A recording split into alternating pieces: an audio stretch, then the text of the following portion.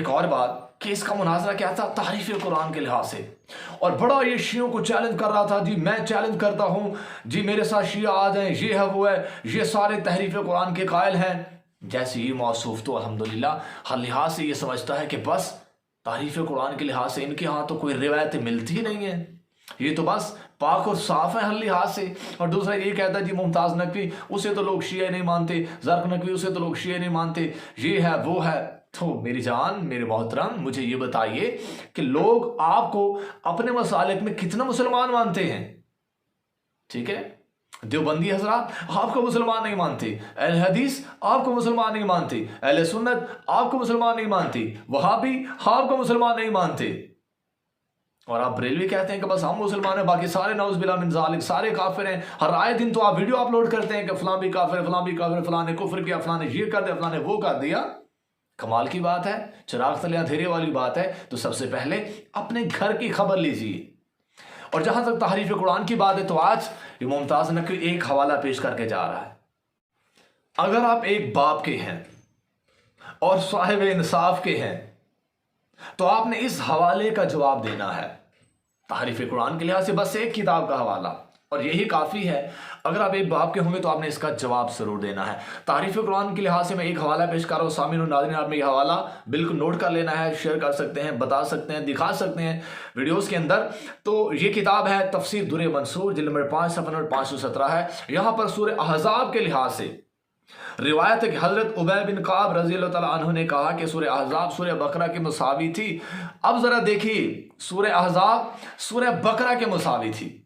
अब सूरह जो बकरा है इसकी कुल आयत कितनी है? 286। और सूरह अहज़ाब की कितनी है? 73।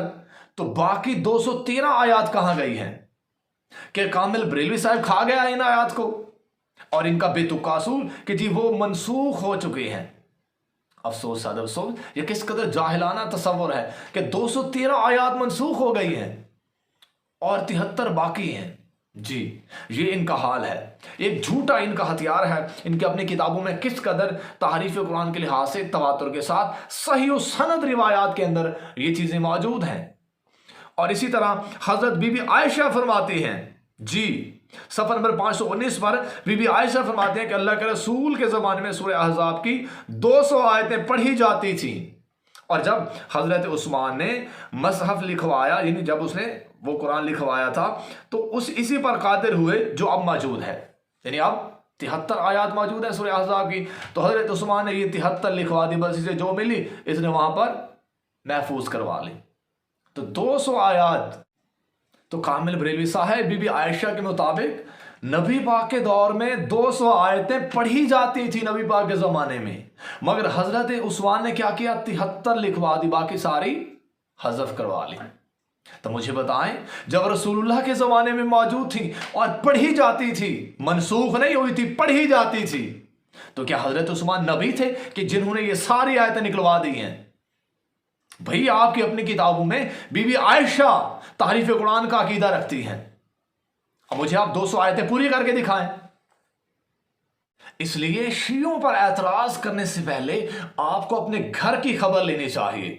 भाई बीबी आयशा तहरीफ कुरान की कायल हैं। कहीं पर कहती हैं कि मेरा जो मसहफ़ था, जो मैंने सहीफा लिखा था, उसे बकरी खा गया कर, उसमें जो है आया रजम मौजूद थी।